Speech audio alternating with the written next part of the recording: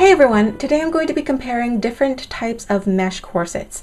Over the past little over a year, I reviewed a whopping 9 different mesh corsets. Many of them had very different types of mesh, different qualities, different weaves, different materials that they were made out of. So I'm going to go through the different types of mesh today and the pros and cons for each type. The first mesh or net style we'll look at is the fishnet style netting.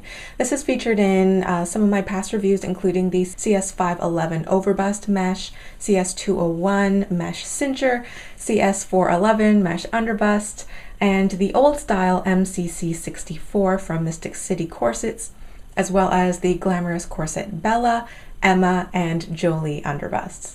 This is a very open type netting made from cotton or polyester, kind of like a string, and it's very flexible. It can be quite a bit stretchy, and it often has a hexagonal shape to the holes. As we know from nature, hexagons maximize the space inside each hole while minimizing the materials used for each wall. The pros for this type of netting is that it's probably the coolest and breeziest type, and it comes in many different colors. And as far as mesh corsets go, especially in off-the-rack corsets, this type of mesh is the most ubiquitous. Mystic City used to sell these types of mesh corsets with red mesh, blue mesh, orange mesh, green mesh, you get the idea. Some of the cons, though, is that it does stretch out over time, and because there's technically only a few threads holding in each little bit of this netting in the seams, it can rip over time as well. Like, each little hole can get bigger. And I don't know if you could call this a pro or a con, but if you wear this type of mesh corset without a liner underneath especially, the net leaves temporary impressions in your skin, so when you take off the corset, it kind of looks like you have lizard scales. A more tight-knit version of this netting is also used in many corsets from Brazil. I noticed that their mesh corsets tend to have a smaller hole and are square rather than hexagonal. This is my Madame Cher mesh ribbon cincher, and you can see that after about 5 years it's still holding up very well. I wear this every single summer. Not every single day in the summers, but definitely under my dresses for special occasions. This type of mesh still can show some damage over time just because of the nature of the mesh, but this particular type seems to be holding up better than the hexagonal type of fish netting that I've seen in other corsets. And now for synthetic, more tightly woven corsetry mesh. This was featured in my reviews for Rebel Madness and Timeless Trends recently, and I believe that the newer style of Mystic City mesh corsets are made with this style of mesh, and this type of mesh is becoming probably the standard in many custom mesh corsets as well. So this is a heavier synthetic fine woven net, and you can see that it's pretty stiff and almost reminiscent of fly screen, except this is made from polyester and not like, you know, aluminum or fiberglass or the other materials that real window screens are made from. The pros are that this is stronger, smoother, less likely to warp on the body.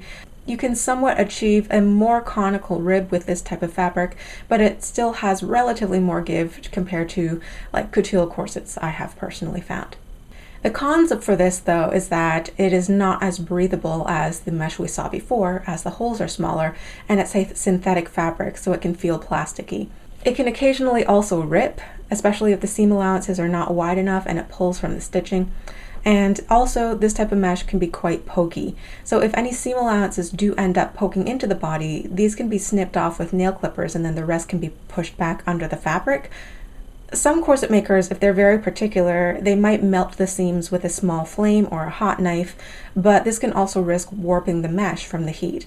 Another way of getting around this is by sewing this corset with the seam allowances to the outside and then putting thick boning channels over top so that they don't poke through.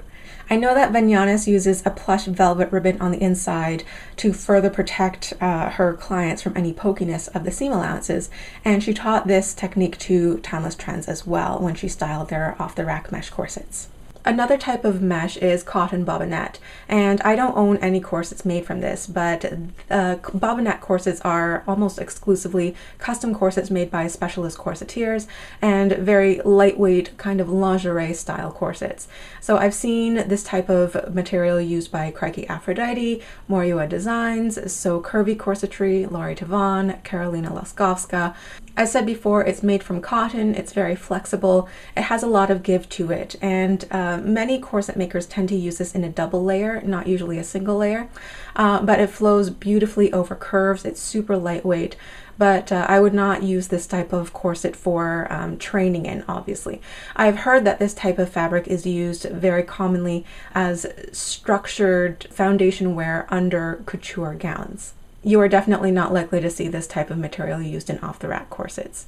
Another type of fabric is Aida cloth, or sometimes called Java mesh, and this is less well known, not really used in off-the-rack corsets once again, but some corset makers have experimented with this type of fabric for custom corsets, like the Bad Button had made a Foundations Revealed article using this type of cloth for a summer mesh corset.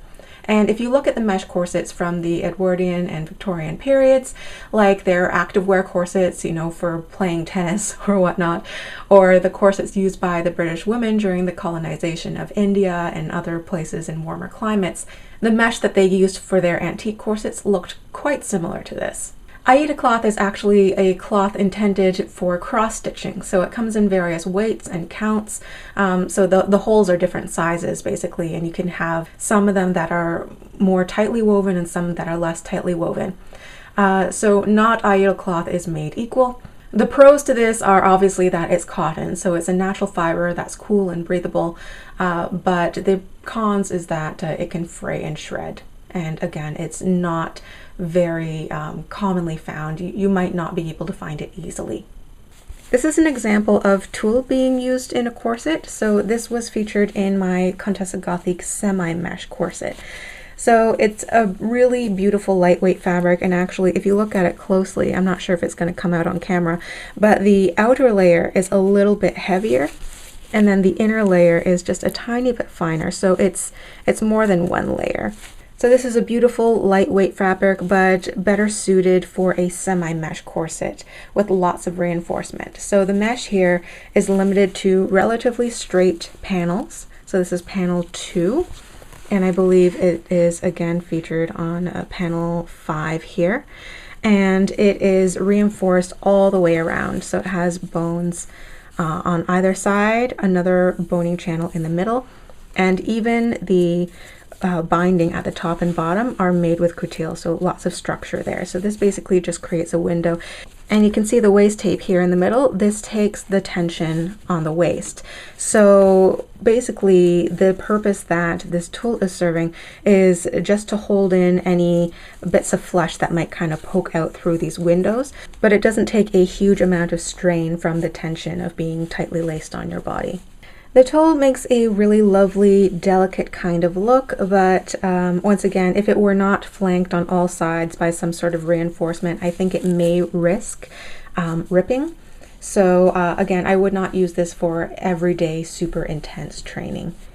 This is an example of a corset made from sports mesh or athletic mesh, and especially in the US, it can be referred to as football fabric. So this was featured in my review for the JL corset, also known as sultry confinement. This is a type of fabric used in shoes and sports jerseys. I would not call it jersey fabric. If you went to a fabric store and asked for jersey fabric, they might show you kind of like a lightweight stretchy knit. But you know, whatever. So this is also made from polyester, but it is a bit more breathable than the Corsetry Mesh because the holes are bigger. And I find that this is also stronger than the fishnet style netting.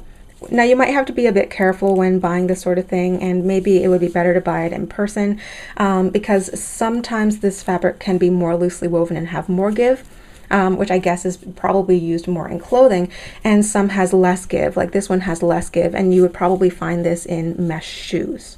But once again, I do recommend going to a fabric store and trying to feel this in person and see how much give it has, because the less give it has, the more likely it's going to be more appropriate for use in corsets. For cons or drawbacks to this style of fabric, while it is stronger than the fishnet, because it does have holes in it, you know, if any one of these sort of links here were to rip, it would still weaken the corset. You know, it's still not invincible. It may risk ripping over time. I actually do like this style of mesh better than the fishnet style netting, but I suppose due to the sports connotation, some people might think that it's less sexy than the fishnet. But if you look at the cost versus the strength and the availability of this style of mesh, like I think this costs maybe $2 more per yard, and that is like retail, not even wholesale. So it would be maybe $1 more per underbreast corset to make it out of this style of fabric, and it might be quite a bit stronger than the fishnet and come in more fun colors. So I might actually encourage some more off-the-rack manufacturers to experiment with using this style of athletic mesh instead of the fishnet style netting and see how you go with it. And you know that I wouldn't do any sort of mesh corset video without featuring my amazing contour corset. So you can sort of see the shadow of my fingers underneath here, but the mesh itself is pretty dense here. So this is like a heavy duty, kind of like an outdoor mesh. The only thing I can describe this to is kind of the fabric that you might find to upholster outdoor furniture like deck chairs or boat seats or something like that. But to this day, I have not been able to source the exact same fabric that Contour Corsets used to use. And you can hear that it is very synthetic. Pros to this kind of mesh is that it is extremely strong, for one, and it comes in a rainbow of colors. I got this gold style because it was most likely to go well with my skin tone. And I know that it also comes in baby blue and obviously like your standard white or black. I think Straight Lace Dame got a silver metallic one, which looked really amazing. Cons, I guess, to this style of mesh is that it is difficult to wear against the skin because it's synthetic and it is rather rough. It absolutely requires that you wear a liner between your body and the style of corset. But I almost always wear a liner anyway, so it doesn't really make a difference to me. This type of mesh also takes an extremely long time to form over curves. So Fran said that the break-in process for one of her corsets was up to 100 hours of wear. The last type of mesh we'll discuss is Powermesh. So this type of mesh is designed to have stretch and give to it. As you can see here, it has some spandex in it. You would more likely find this style of mesh in Merry Widows and girdles and things that are specifically designed to stretch over your curves. One of the corsetiers who made this famous for corsets and corset girdles is Sean Hoffman, and I believe Morgana Femme Couture also makes girdles, so I'll link both of their shops below if you're interested in seeing some of their work and trying it out for yourself. The corset that I'm showing you here is one that I made myself. I made a very rough version of a Powermesh corset for myself, perhaps 5 years ago. Although I never finished the binding on it, you can see that I serged it, so the edges still have some stretch to it. But I did buy some elastic binding, but I just kind of never got around to it. And anyway, I wear this corset under dresses sometimes in the summer and for special occasions, and the fact that it doesn't have any binding makes it a really smooth line underneath my clothing. So you can see at the waist there is a satin couture waist tape, and that's what gives me the cinch in the waist. Otherwise, yeah, I would probably get a little bit of a cinch in this corset, but obviously not as much as if I had like the non-stretch material there. And then it forms beautifully over the curves, top and like above and below on my ribs and my hips here, so it's very comfortable. The pros is that obviously this makes a very flexible corset. It is very comfy, I personally find, and it gives you a lot of movement. It gives you a lot of mobility. The cons are that it definitely will not give you a conical ribcage if you don't naturally have one already, because it stretches around anywhere that is not reinforced with a non-stretch fabric. Another con might be that although this is a thinner fabric, it can get a little warm compared to some of the other types of mesh we discussed here. It is more finely woven, so it's not quite as breathable and breezy as, say, the fishnet style netting for obvious reasons. Also, if you don't put bones relatively close together, there is a risk of the Powermesh kind of shrinking or wanting to roll up in places, which is why you see corset girdles made with this fabric with garters attached to it, so that the stockings that you wear will keep the girdle pulled down and taut, and the girdle obviously keeps your stockings pulled up, so the garters are doing double duty there.